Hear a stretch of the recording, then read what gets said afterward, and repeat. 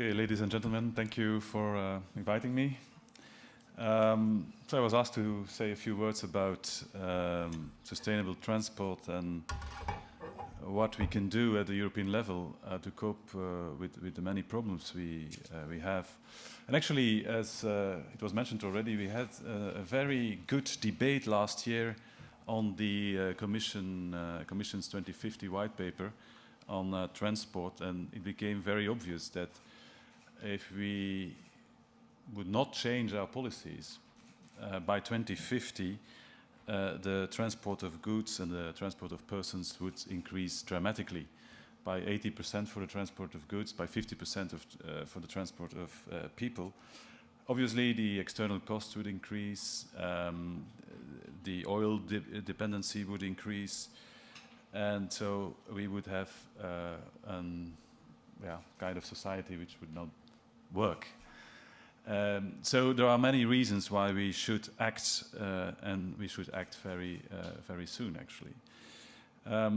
It's clear that we need a mixture of measures to cope with this. There's not one single measure that can help us to get out of this trouble.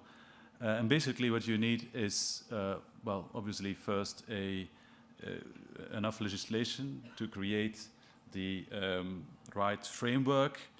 You also need pricing measures, it was mentioned already, to make sure that the market rewards the use of the most efficient transport mode, taking into account the external costs. And also you need enough resources to be able to invest in new technologies, in new types of fuels, for example, and in infrastructure. And I have to say, it was very good that we were able to agree on some long-term goals, such as shifting part of the transport of goods in the long distance to more sustainable transport modes, to increase efficiency, to tackle urban mobility, to get rid of the, let's say, vehicles with classic engines by 2050. I was, however, a little bit disappointed that we were not able to reach agreements on like more intermediate targets in a midterm between now and 2050, because 2050 for politicians in general is quite far away. And it has to be said, indeed, on some very important parts of the problem, I would say, the European Union has not much to say. Let's say you mentioned the urban mobility. It's very difficult to tackle it from the European Union. Now, it's again important that we will able to create this coherent policy framework the next few years and decades. But what I am very much afraid of is actually the lack of political will to really do something about it. And I give you just 3 examples to show you the many difficulties we will have to overcome. It was mentioned already, I was rapporteur on the Eurovignette Directive, which was a first very cautious attempt actually to, let's say, to address the issue of the polluter pays principle and to, let's say, to create a framework which would enable member states to internalize external costs, especially for trucks. And we negotiated during 3 or 4 years to achieve an agreement, which was a step forward, but which was a very little step forward in the sense that it's an enabling directive, it's not mandatory. Those member states who want to go forward, they have now the instruments to do so. We from the Parliament, we really pushed very hard to also accept the concept of earmarking, which means that the revenues that will come from out of these tolling systems, especially as far as the external costs are concerned, they should be reinvested in the transport system in order to decrease the external costs, so to reduce air pollution and noise pollution and to promote more sustainable transport modes. And we achieved a very okay compromise, but it was very difficult. And in the white paper, actually, it is announced that by 2020 we should have a mandatory system of internalization of external cost. And I will be very curious to see how the member states and the industry and others will react when the proposals will come on the table. Second example, the single European sky. By December this year, the member states should actually implement, according to European legislation, which they agreed on a couple of years ago, they should implement the creation of what we call functional airspace blocks. Today, air traffic management is dealt with at the national level in each of the member states, small airspaces actually. And due to this fragmentation of the European airspace, it is not very efficient because to go from point A to B, most planes have to follow a kind of zigzag movement, and it is said that we lose actually about 10% efficiency. We lose a lot of time, and there are a lot of environmental implications out of this. And so the creation of airspace blocks, which would cover different member states, would be a step forward to create a more sustainable air transport system. Now, although we agreed on legislation after very tough negotiations a while ago, the implementation by the national member states is very, very much difficult. And this is just one other example. A third and last example I want to mention is the current debate on the European budget. This is going to be a big issue, obviously, the next few weeks and months. And the Commissioner mentioned the CEF, the Connecting Europe Facility, which would be a new fund that would enable the European Union to invest in projects with European added value. Now, in the original proposal of the Commission, it is said that for transport, for example, 31.7 billion would be available for the next 7 years. But now in the proposals from the Cypriot presidency from last week, this has been reduced by more than 10 billion. Just to say, of course, we are not at the end of the negotiation process, but at the end of the day, we will have less money than we should have. And actually, we will not be able really to invest and to create a real European integrated transport network which focuses on more sustainable transport modes, because that is also a priority of this Connecting Europe facility. It's not to build new highways, but rather to maybe invest in railways or in intermodal platforms, in inland waterways, etc.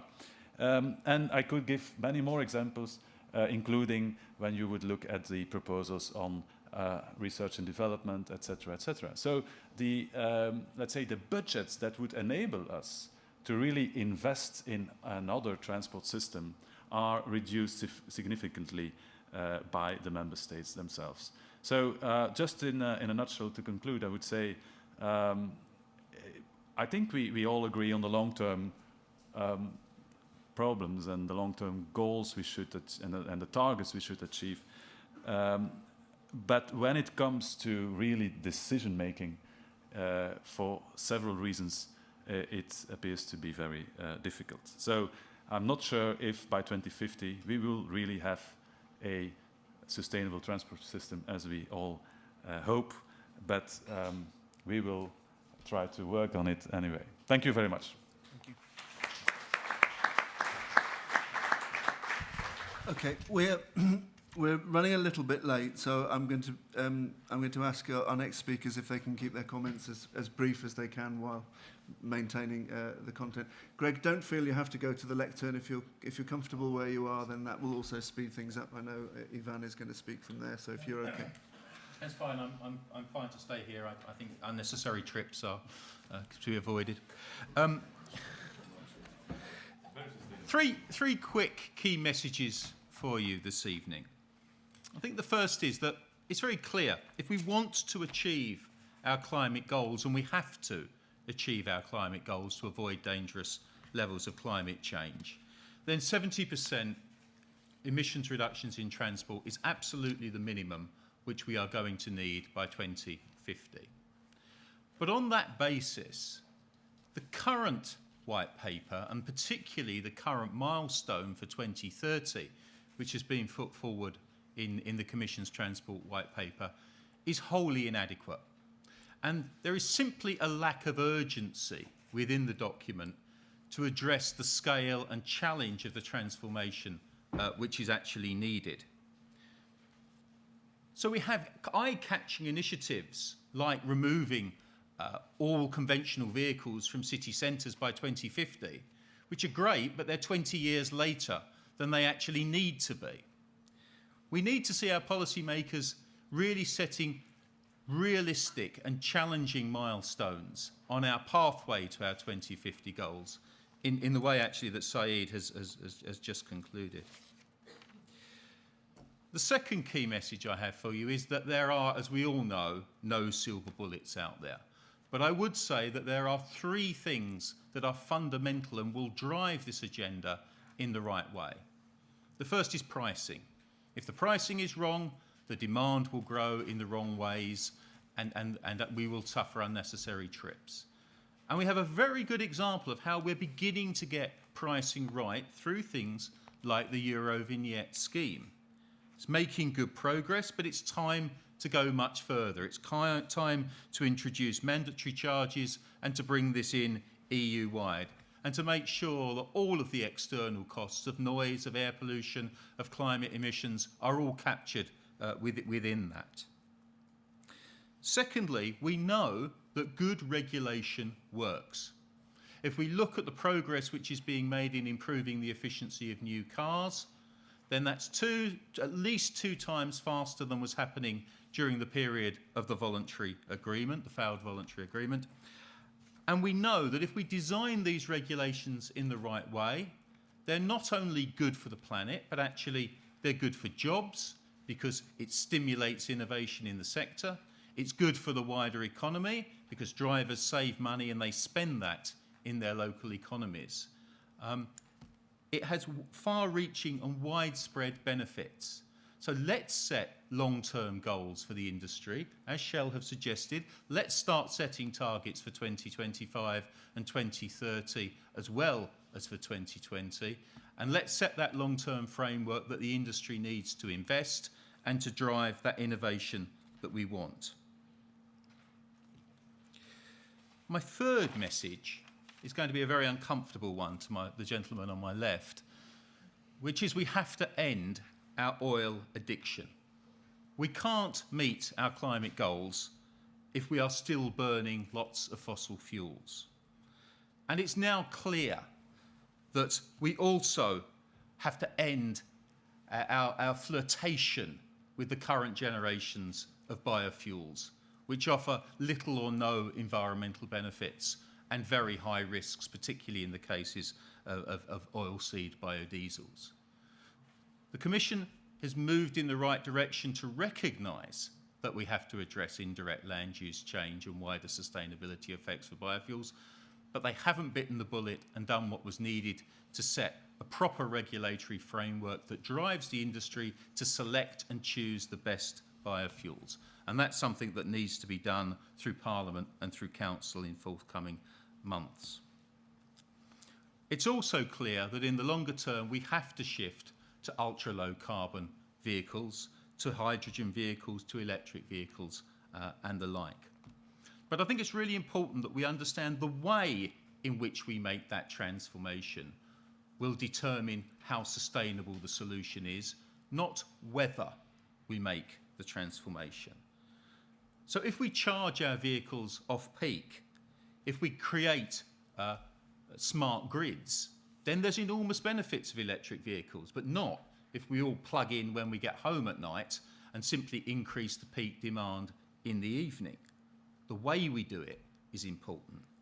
If we simply buy huge SUVs with great big batteries that can do 5 miles on an electric charge and drive around on diesel or petrol for the rest of the time, that is not a sustainable solution. If we move to micro electric vehicles, much smaller, lighter vehicles, such as the Renault Twizy, then we are starting to move to a more sustainable form of transport.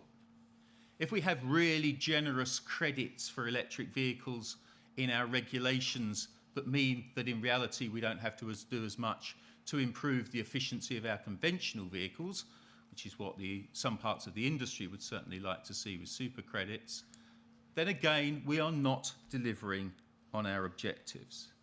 So 3 messages. There has to be much more urgency. We have to set realistic interim goals. We have to drive the industry to innovate. We have to get pricing right, we have to get regulation right, and we have to put the resources in to make it happen. And finally, we have to recognise that there must be an end to our oil addiction, that there's huge benefits to us of doing so, and let's move in that direction quickly. Yes, thank you very much. I can save all of it for the debate if you want. But let me be very short. First of all, what is the industry doing? I think that everybody sees that the development of the new technologies is progressing in a speed that we haven't seen before. The industry is ready with plug-in hybrids, developing new hybrids, diesel hybrids, electric vehicles, and also hydrogen for fuel cells, CNG, new powertrains.